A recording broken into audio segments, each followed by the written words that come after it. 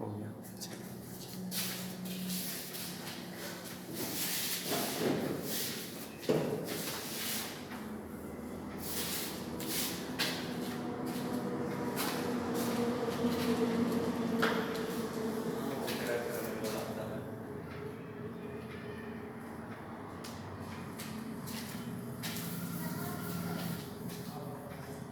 Hello students, आज हम लोग डिस्कस करेंगे सॉल्यूशंस का जो फिजिकल केमिस्ट्री का एक चैप्टर होता है, that is the second chapter of physical chemistry which is solution. तो उसी के बारे में हम आज बात करेंगे। सॉल्यूशन होता क्या है? Solution actually that is the homogeneous mixture of two और मोर कंपोनेंट, मतलब जब दो या दो से अधिक कंपोनेंट्स को आपस में मिलाया जाता है, ठीक है, तो उसके थ्रू जो मिक्सचर बनता है, होमोजेनियस मिक्सचर बनता है, उसे कहते हैं हम लोग सॉल्यूशन। ठीक है, दैट मीन्स कि solution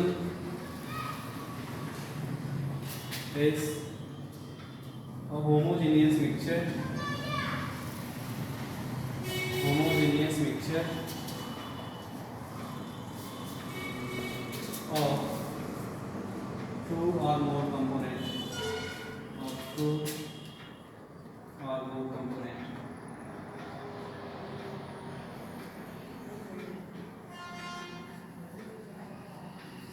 more components।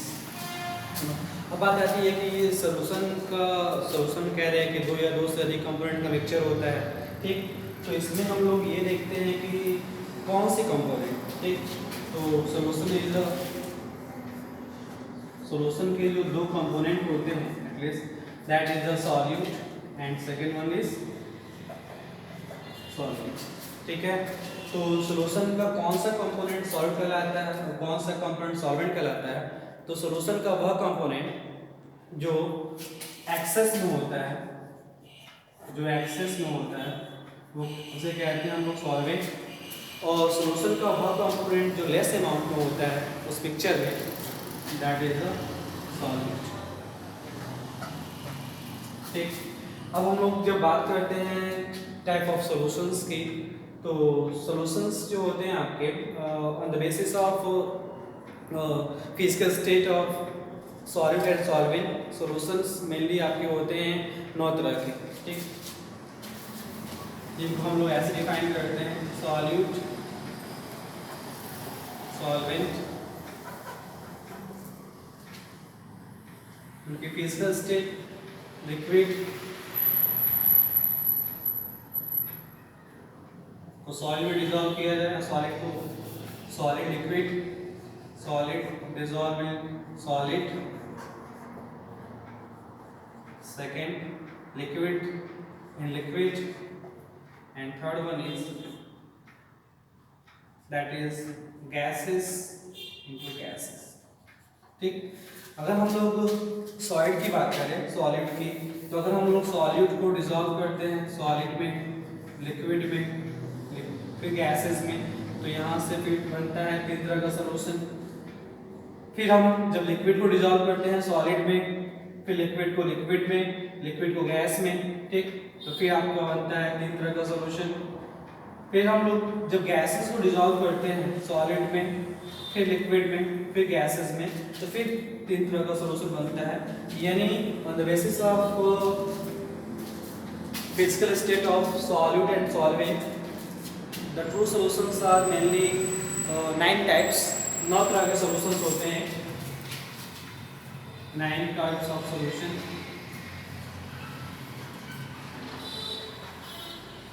But 3 cos 3 which is equal to 9 on the basis of physical state of solute and solvent। But अगर हम बात करते हैं कि जो आपके सॉल्यूट और सॉल्वेंट के अमाउंट होते हैं, अमाउंट के बेसिस पर हम बात करेंगे, तो अमाउंट के बेसिस पे जो आपके ट्रू सॉल्यूशंस होते हैं वो 3 तरह के होते हैं। मतलब कितना अमाउंट उस सॉल्वेंट में प्रेजेंट है, ठीक है, उसकी कितनी कैपेसिटी उसमें डिसॉल्व है, उसके बेसिस पर हम बात करते हैं। तो सॉल्यूशंस आपके मेनली 3 तरह के होते हैं, which are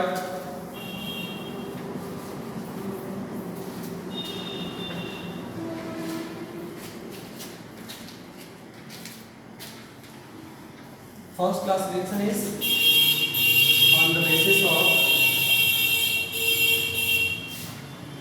on the basis of physical state of solute and solvent, ठीक है। तो on that basis 9 types of solutions, 9 types of solutions are found, but on the basis of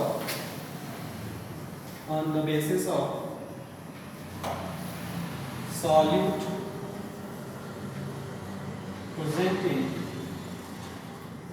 present in solvent,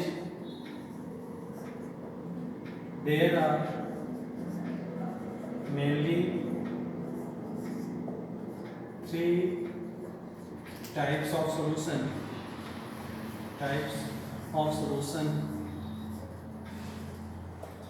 are found. Those are saturated solution,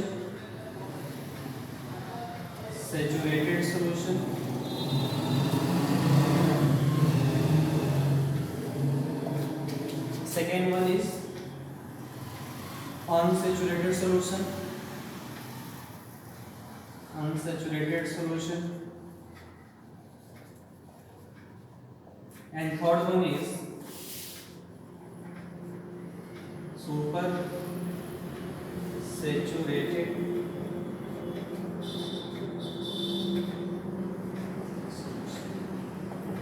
ठीक। अगर हम लोग कितना amount उस solvent present है उसकी बेसिस अगर हम बात करते हैं, ठीक है, मतलब जो मान लीजिए हम कहते हैं कि ये 100 ml वाटर है, ठीक है, और इस 100 ml वाटर की में कितना आपका सॉल्ट घुल सकता है, उसके बेसिस अगर बात करेंगे हम लोग, तो उसके बेसिस पे जो सॉल्यूशंस होते हैं आपके, वो मेनली आपके 3 तरह के होते हैं, ठीक है, जिन्हें हम कहते हैं saturated solution, unsaturated solution and super saturated solution, ठीक है। हमको पता है कि जो सॉल्वेंटी होती है वो टेम्परेचर से अफेक्ट होती है, ठीक। तो जब भी इनकी हम बात करते हैं तो हम इनमें कांस्टेंट टेम्परेचर की बात करते हैं, ठीक है। ये जितने भी फिनोमिना हैं, जितने भी डेफिनेशंस हैं, ठीक है, चाहे हम बात करते हैं सुपर सैचुरेटेड की, चाहे हम बात करते हैं अनसैचुरेटेड की, चाहे हम बात करते हैं आपका सैचुरेटेड सॉल्यूशन की, इन सभी में हम लोग टेम्परेचर को कांस्टेंट रख के बात करते हैं, क्लियर है।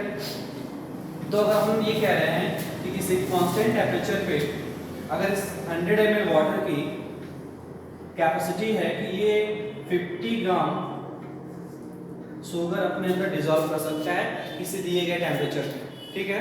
अगर इसकी कैपेसिटी हम ये कह रहे हैं कि 100 ml वाटर में इसकी कैपेसिटी है कि ये 50 ग्राम ऑफ शुगर अपने अंदर डिसॉल्व कर सकता है, ये इस वाटर की क्षमता है, हम ये एज्यूम कर रहे हैं, ठीक है। तो यहीं से हम लोग समझ पाएंगे सैचुरेटेड सॉल्यूशन को, संतृप्त विलयन को, कि अगर 100 ml ऑफ वाटर है और इसकी कैपेसिटी है कि ये 50 ग्राम शुगर डिसॉल्व कर सकता है और मैंने उसमें उतना शुगर डिसॉल्व कर दिया है, ठीक है, उस गिवन टेम्परेचर पे, तो जो सॉल्यूशन बनेगा उसे कहेंगे हम क्या, सैचुरेटेड सॉल्यूशन, ठीक है। मतलब जितनी पॉसिबिलिटी है उसमें डिसॉल्व होने की सॉल्यूट की, मैंने उतना उसमें डिसॉल्व कर दिया है, ठीक है, कहेंगे उसको हम लोग सैचुरेटेड सॉल्यूशन, क्लियर है। 100 ml वाटर है, इसके 50 ग्राम कैपेसिटी थी किसी गिवन टेम्परेचर पे, तो मैंने उसमें डिसॉल्व कर दिया, तब जो सॉल्यूशन बनेगा that will be saturated solution, clear. अगर हम बात करते हैं अनसैचुरेटेड सॉल्यूशन की, अगर ये मैं कह रहा हूँ, मैंने एज्यूम किया है इसको कि इस 100 ml वाटर की कैपेसिटी है कि ये 50 ग्राम ऑफ शुगर अपने अंदर डिजोल्व कर सकता है किसी गिवन टेम्परेचर पे, ठीक। और मैंने इसमें डिजोल्व किया है मात्र 40 ग्राम, कितना 40 ग्राम, ठीक। तो इस प्रकार जो सोल्यूशन तैयार होगा वैसी कैपेसिटी है कि ये 50 ग्राम डिजोल्व कर सकता है एट अ गिवन टेम्परेचर। मैंने इसमें डिजोल्व कितना किया है, 40 ग्राम डिजोल्व किया है, क्लियर है। तो मैंने 40 ग्राम डिजोल्व किया है तो इसकी वजह से जो होमोजेनियस सोल्यूशन बना, ठीक है, उसमें अभी भी 10 ग्राम घुलने की पॉसिबिलिटी है कि नहीं, ठीक। तो अगर इसमें और भी पॉसिबिलिटी है 10 ग्राम घुलने की, मतलब ये जो सोल्यूशन है जिसको मैंने 40 ग्राम ऑफ शुगर को मैंने जो 100 ml वाटर में डिजोल्व किया था उससे सोल्यूशन बना है, that will be unsaturated solution, clear है। अगर हम बात करते हैं सुपर सैचुरेटेड सोल्यूशन की, ठीक है, तो ये सैचुरेशन के ऊपर की कंडीशन होती है। मतलब मैंने एज्यूम किया था कि इस 100 ml वाटर की कैपेसिटी है कि ये 50 ग्राम ऑफ शुगर डिजोल्व कर सकता है अपने अंदर। अब मैं इसमें डिजोल्व अगर इतना डिजोल्व हो सकता है, मैं इतना डिजोल्व कर दिया है, उसके बाद भी मैंने कुछ एक्स्ट्रा ग्राम लिए हुए हैं, इसमें 50 ग्राम घुल सकता था किसी टेम्परेचर पे, 50 ग्राम ऑफ शुगर इस पर डिजोल्व हो सकता है 100 ml वाटर में। अब मैंने इसमें लिया हुआ है इस सोल्यूशन में 51 ग्राम लिया हुआ है, सपोज मैंने 51 लिया है, 52 लिया है, 53 लिया है, मतलब 50 से एबव लिया हुआ है उस ऑलरेडी उसमें, मतलब मैंने जो अमाउंट तौला हुआ है वो ऑलरेडी 50 से एबव है, 51 ग्राम है, 52, मतलब 50 से एबव कुछ भी हो जाए, ठीक है, 50.5 हो जाए, ठीक है, तो वो उससे जो सोल्यूशन बनेगा that will be super saturated solution, clear है, कोई डाउट नहीं ना। सैचुरेटेड जितना डिजोल्व हो सकता है, जितनी कैपेसिटी है उसकी, उतना मैंने इसमें डिजोल्व कर दिया है किसी दिए गए टेम्परेचर में, क्योंकि सॉल्वेंटी टेम्परेचर से अफेक्टेड होती है, ठीक है। अगर टेम्परेचर अफेक्ट होती है तो भाई इसको चेंज करेंगे तो चेंज होगा, इसी वजह से मैंने क्या किया, इसको कांस्टेंट रखा हुआ है। तो जितना इसकी कैपेसिटी है मैंने अपना डिजोल्व किया, that will be super saturated. जितना घुल सकता है उससे मैंने कम घोला हुआ है, that will be unsaturated solution. और जितना घुल सकता है उससे मैंने 1 ग्राम 2 ग्राम 0.5 ग्राम एक्स्ट्रा लिया हुआ है, ठीक है, that will be super saturated solution, clear है ना। तो ये हो गया सॉल्यूशंस की हम बात करते हैं, तो ये सॉल्यूशन की कैटेगरी हो जाती है किस बेसिस पे, on the basis of solute present in solvent, ठीक है, और दूसरी on the basis of physical state of solute and solvent. इसको हम लोग एक जगह और पढ़ते हैं, दैट इज सरफेस केमिस्ट्री, जहाँ आप लोग क्लाइडल सोल्यूशन की बात करते हैं, लेकिन वहाँ पे चूंकि गैसेस में नहीं बन पाता है, ठीक है, तो वो हम निकाल देते हैं वहाँ से। लेकिन यहाँ पे हम बात करते हैं किसके, होमोजेनियस मिक्सचर की, तो यहाँ पे 3 × 3 टोटली आपके 9 तरह के ट्रू सॉल्यूशंस पॉसिबल होते हैं, क्लियर है। चलिए, जब हम लोग सॉल्यूशंस के बारे में मतलब बेसिक आइडिया लगा लेते हैं, तो फिर हम लोग थोड़ा सा इसमें और डीप जाते हैं, मतलब फिर हम लोग सॉल्वेबिलिटी डिफाइन करते हैं, व्हाट इज सॉल्वेबिलिटी। तो क्या हम लोग सॉल्वेबिलिटी डिफाइन करने के लिए सॉल्वेबिलिटी हम लोग डिफाइन करते हैं, तो उसमें हम लोग लेते हैं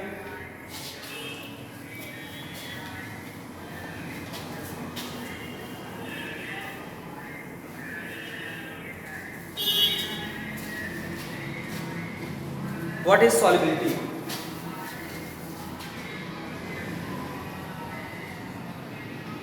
सॉल्वेबिलिटी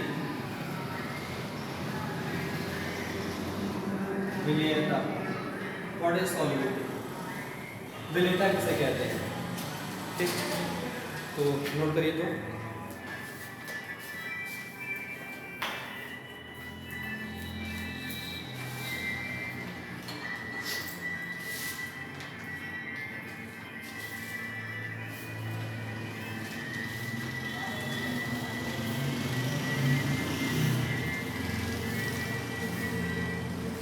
किसी दिए गए ताप पर किसी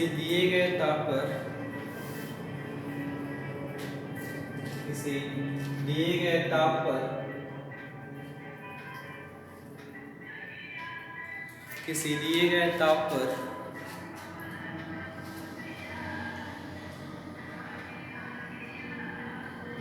100 ग्राम विलायक को 100 ग्राम विलायक को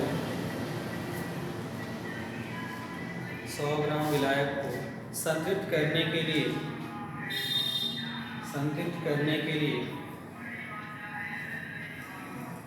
आवश्यक विलेय की मात्रा विलेयता कहलाती है। आवश्यक विलेय की मात्रा विलेयता कहलाती है।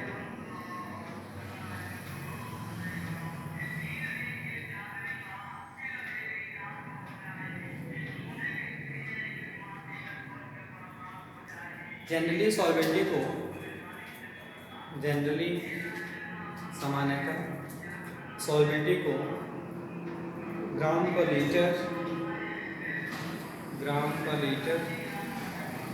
या मोल पर लीटर में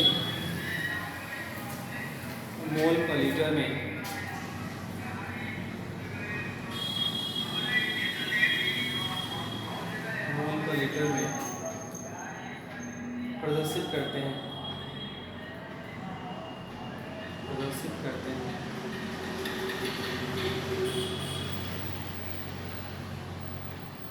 ठीक है।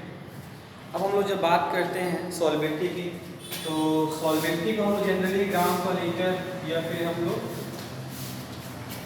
मोल पर लीटर में डिनोट करते हैं। क्लियर है ना? अब बात आती है कि सॉल्वेंटी जो होती है वो किन किन फैक्टर से प्रभावित होती है। ठीक है, दैट इज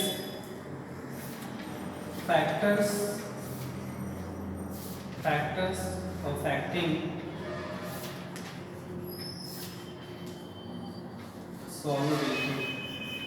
कौन कौन से ऐसे फैक्टर हैं जो सॉल्युबिलिटी को अफेक्ट करते हैं। ठीक है, इसमें सबसे बड़ा फैक्टर आता है temperature.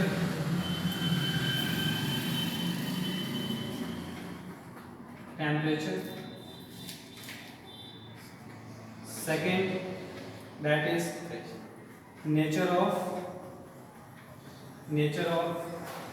Solute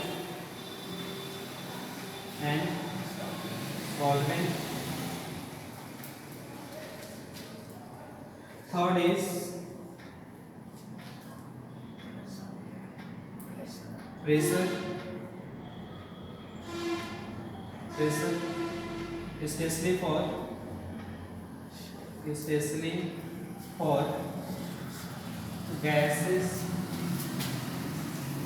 gases solubility.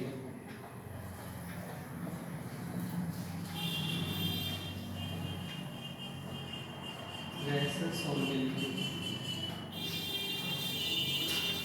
And third property is dielectric constant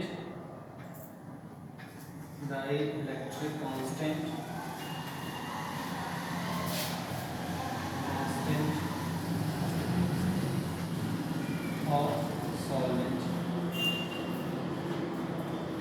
Dielectric constant of solvent. Clear? First of all हम लोग डिस्कस करेंगे इसमें इफेक्ट ऑफ टेम्परेचर को। ठीक है, टेम्परेचर से कैसे आपकी सॉल्वेंटी इफेक्ट होती है, क्योंकि that is the biggest reason. ठीक है, क्योंकि हम लोग जनरली ट्रू सॉल्यूशंस की बात करते हैं, तो ट्रू सॉल्यूशंस में हम लोग सॉलिड, आपका डिजॉल्व में लिक्विड या लिक्विड डिजॉल्व में लिक्विड, क्लियर है ना, ऐसे केसेस ही लेके हम लोग डिस्कस करते हैं। ठीक है, और हम उसके बाद नेचर ऑफ सॉलिड और सॉल्वेंट की बात करेंगे। उसका हम बात करेंगे प्रेशर के इफेक्ट की, कैसे प्रेशर से सॉल्वेंटी आपकी प्रभावित होती है, लेकिन ये केवल हम लोग ऑब्जर्व कर पाते हैं गैसेस की सॉल्वेंटी के लिए। ठीक है, गैसेस के लिक्विड में सॉल्वेंटी हम डिफाइन करते हैं इसको। और third and fourth is dielectric constant of solvent. The value of dielectric constant is also affected the solubility. तो पहले हम डिस्कस करते हैं इसमें टेम्परेचर इफेक्ट को, effect of temperature effect of temperature,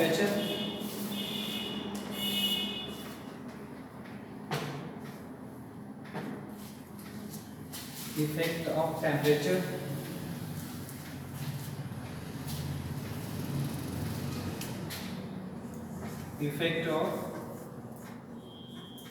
effect of temperature,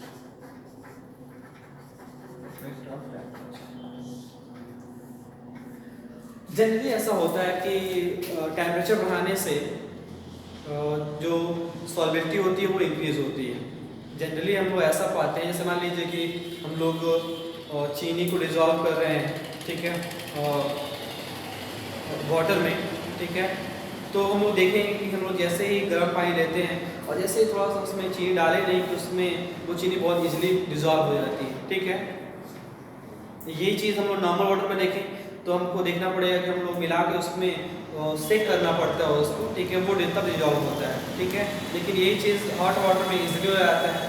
तो हम लोग जनरली ऐसा पाते हैं कि टेम्परेचर का जो इफेक्ट होता है सॉल्वेंटी पे वो डायरेक्टली होता है। मतलब जनरली हम लोग ये पाते हैं, generally on increasing the temperature solubility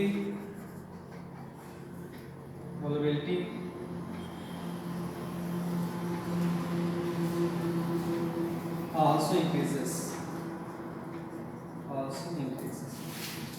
ठीक है। मतलब जनरली ऐसा हम पाते हैं कि नेचुरल प्रोसेस है ये कि सॉल्वेंटी जो होती है वो टेम्परेचर बढ़ाने में क्या होती है, बढ़ती है, क्योंकि ये एकदम 100% सही तो नहीं है कि हमेशा हम लोग जब टेम्परेचर बढ़ाएंगे तो सॉल्वेंटी क्या होगी, इंक्रीज करेगी, ठीक है। देखिए मोस्टली ऐसा होता है, जनरली ऐसा होता है कि हम लोग जब ताप बढ़ाते हैं, टेम्परेचर बढ़ाते हैं तो सॉल्वेंटी आपकी इंक्रीज करती है। अब किन केसेस के लिए ये चीज़ सही नहीं होता है, किन केसेस पे हम लोग ये देख पाते हैं कि टेम्परेचर बढ़ाने पे सॉल्वेंटी आपकी डिक्रीज करती है, ठीक है।